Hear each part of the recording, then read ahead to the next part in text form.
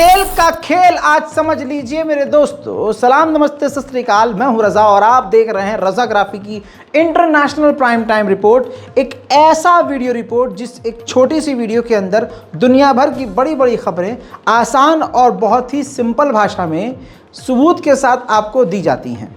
3 घंटे किसी भी गोदी मीडिया के चैनल के सामने बैठकर इतनी खबरें नहीं मिलेंगी आपको, जितने 10 से 15 मिनट में हम आपको बड़ी बड़ी खबरें दुनिया की बता देंगे आसान ज़बान में। दोस्तों, पाकिस्तान को पहली खेप रूस की तरफ से मिल चुकी है और पाकिस्तान इसमें फूला नहीं समा पा रहा है। पाकिस्तान की सरकार जो शहबाज शरीफ की है वो इसका क्रेडिट ले रही है कि शहबाज शरीफ की सरकार ने सस्ते दामों में रशिया से तेल लेके दिखा दिया। उधर इमरान खान के समर्थक जो है इसको इमरान खान की मेहनत बता रहे हैं कि इमरान खान ने रूस के साथ इतने रिश्ते मजबूत पहले से ही किए हुए थे और ये जो नई सरकार आई है शहबाज शरीफ की, ये अपने ऊपर क्रेडिट ले रही है, भैया ये हमने किया है जो कुछ भी किया है।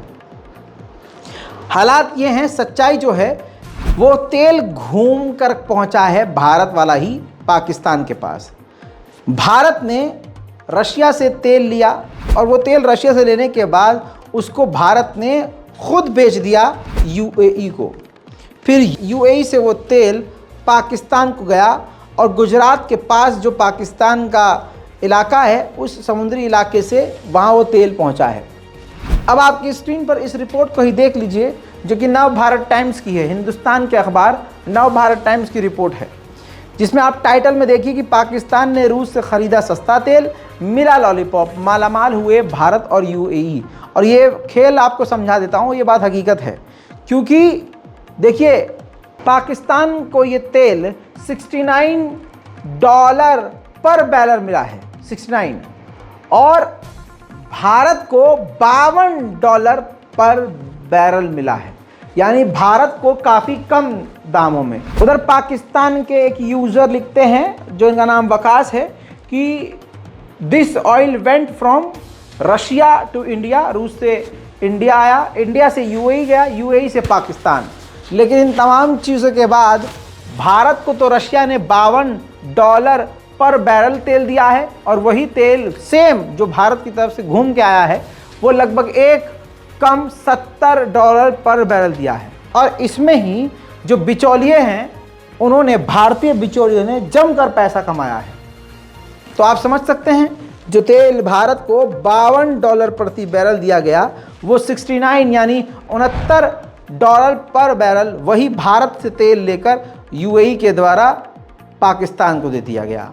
तो पाकिस्तान की आवाम को समझना होगा, इसमें भी भारत ही खिलाड़ी निकला है। भारत आज भी कम से कम दामों में तेल रूस से ले रहा है। उधर दोस्तों, पाकिस्तान की शहबाज शरीफ सरकार अमेरिका को धमकाने के चक्कर में है। जी हाँ, मजबूरी ही ऐसी है पाकिस्तान की। आईएमएफ पैसे नहीं दे रहा है और गरीबी पाकिस्तान में बढ़ती जा रही है। आईएमएफ बार बार पाकिस्तान को बेवकूफ़ बना रहा है। ऐसे में दोस्तों, रशिया से तेल लिया है पाकिस्तान ने, तो पाकिस्तान उसको डॉलर में नहीं चाइनीज़ करेंसी में रूस को पेमेंट करेगा। ये अमेरिका के लिए एक बड़ा झटका है। तो पहला झटका ये है, ये टॉर्चर करना हो गया। अमेरिका टेंशन में आ गया, यार हमारा करेंसी पाकिस्तान भी छोड़ रहा है।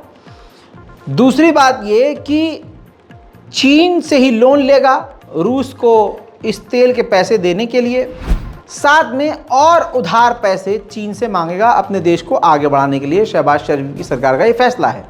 इससे क्या होगा, चीन से जब पाकिस्तान और बेहद करीब होने लगेगा और चीन की उधारी में जाएगा तो अमेरिका की टेंशन और बढ़ जाएगी।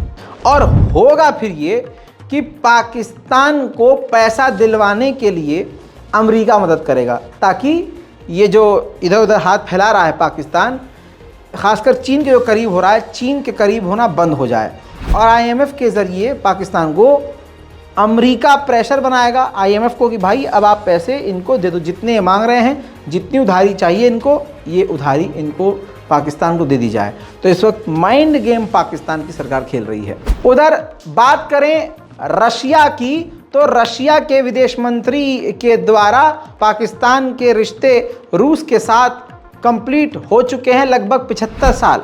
जी हाँ, ऐसे में ये देखिए रूस के विदेश मंत्री खुद पाकिस्तान को मुबारकबाद पेश कर रहे हैं। उनका कहना ये है कि हम पाकिस्तान के साथ और बेहतर रिश्ते बनाएंगे, दोनों देशों के बीच आर्थिक संबंध बढ़ेंगे, दोनों देश एक दूसरे के साथ बिजनेस बढ़ाएंगे और एक दूसरे के साथ मुसीबत में खड़े रहेंगे। दोस्तों, रूस के विदेश मंत्री सर्गेई लावरोव का ये बयान सोशल मीडिया पर वायरल है, जिसमें ये साफ देखा और सुना गया कि इस वक्त रूस का पूरा ध्यान पाकिस्तान पर है। एक बहुत बड़ी खबर यहाँ बताएंगे अब आपको कि भारत लॉन्ग रेंज की मिसाइल के वॉरहेड बना रही है, जो मिसाइल का वॉरहेड मिसाइल समेत चीन तक जाकर वार कर सके। लेकिन इसी रिपोर्ट में कहा गया है कि फिलहाल इन तमाम चीज़ों के बाद पाकिस्तान प्रायोरिटी पर है, यानी निशाने पर पहले चीन नहीं, भारत के निशाने पर आज भी पहले नंबर पर पाकिस्तान है। उधर दोस्तों, अमेरिका काफ़ी परेशान हो गया है। अमेरिका की एक नई परेशानी और सामने आई है जो मैं आपको बताने वाला हूँ। दोस्तों, अमेरिका की नेवी और एयरफोर्स काफ़ी ज़्यादा परेशान है, क्योंकि 2022 में 25% कम लोगों ने नेवी और आर्मी ज्वाइन करी है, यानी सेना में, अमेरिकी सेना में अमेरिकियों ने इंटरेस्ट कम कर दिया है। और एक्सपर्ट की जो पूरी डिटेल्ड रिपोर्ट है उसके मुताबिक, बहुत आसान करके बता रहा हूं कि आने वाले सालों में अमेरिका की सेना में अमेरिका के लोग भर्ती कम होंगे। लोगों का इंटरेस्ट अमेरिकी सेना से हट चुका है, कोई फौज और नेवी और आर्मी में जाना नहीं चाहता। अमेरिका की ये नई मुसीबत आगे आने वाले चीनी टकराव या ईरान से टकराव को ख़तरनाक बना सकते हैं और अमेरिका बुरी तरह से नुकसान उठा सकता है। नॉर्थ कोरिया के तानाशाह के बारे में कौन नहीं जानता। नॉर्थ कोरिया के तानाशाह का एक बार फिर से ऐसा बयान आया है कि दुनिया की आंखें फट गई हैं। नॉर्थ कोरिया के तानाशाह किम जोंग उन ने बयान इस बात पर दिया है क्योंकि 40% वहाँ की आबादी बहुत ज़्यादा बेरोज़गारी से परेशान है और अब सुसाइड के केसेस 40% से ज़्यादा हो चुके हैं।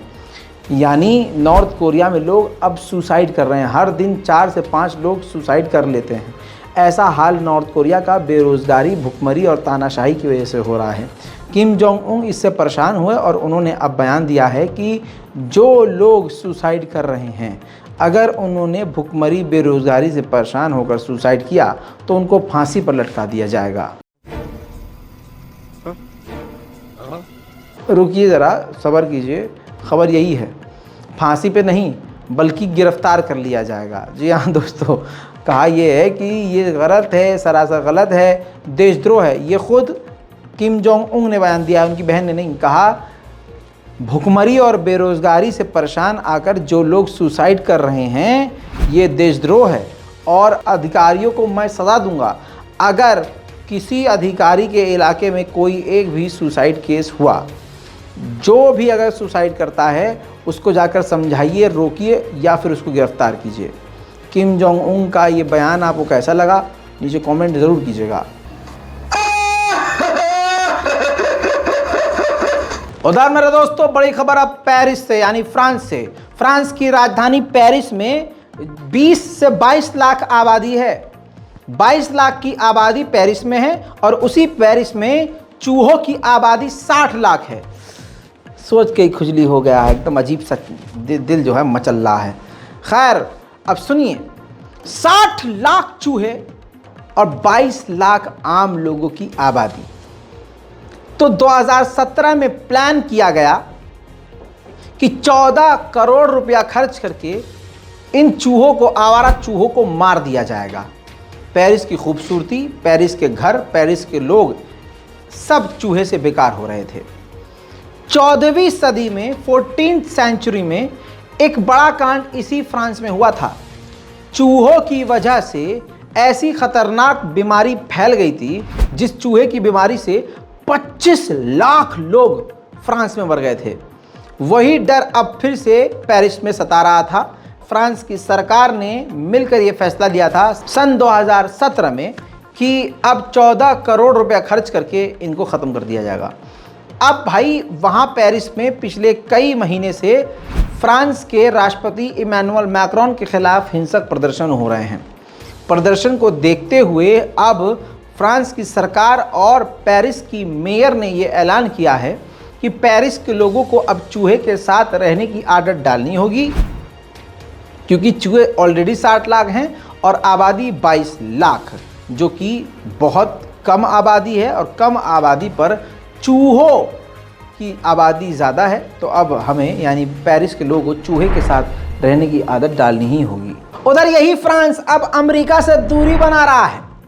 चीन और रशिया ने मिलकर अमेरिका के खिलाफ एक नया ग्रुप बनाया जिसका नाम ब्रिक्स रखा, और इस ब्रिक्स में भारत भी है। क्लियर कर देना चाहता हूं, यानी ब्राज़ील, रशिया, इंडिया, चाइना और साउथ अफ्रीका।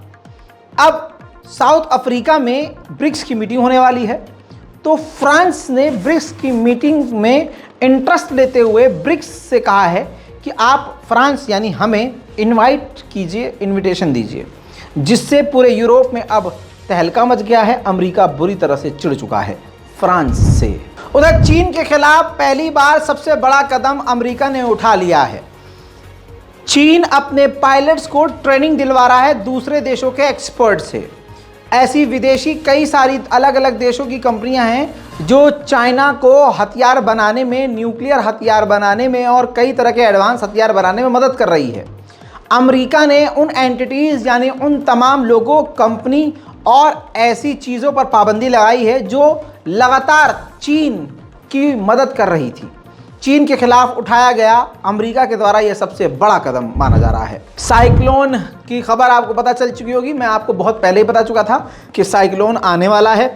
भारत का बॉर्डर का इलाका और पाकिस्तान का बॉर्डर का इलाका इसके निशाने पर है। गुजरात के कई इलाके और पाकिस्तान के बॉर्डर के कई गांव पूरी तरह से इस साइक्लोन में डूब चुके हैं। दोस्तों, दोनों देशों के बॉर्डर में लगभग 1 लाख लोग मौजूद ऐसे थे जिनसे घर खाली करवाया गया है, चाहे वो पाकिस्तानी हो चाहे इंडियन। दोनों के बॉर्डर के इलाके से टोटल 1 लाख लोगों को वहाँ से हटाया गया और कई परिवार इस वक्त उजड़ चुके हैं। 7 लोगों के दोनों तरफ से मारे जाने की खबर है और कई लोग अभी भी लापता हैं। पूरी दुनिया की सबसे बड़ी खबरें यही थी आपके सामने जो मैंने रख दी है। जल्दी से चैनल को सब्सक्राइब कर लीजिए, रिपोर्ट को शेयर कर दीजिए, नीचे कमेंट ज़रूर कीजिए कि आपकी राय इस पूरी रिपोर्ट में क्या है और कौन सी खबर आपको सबसे ज़्यादा अहम लगी।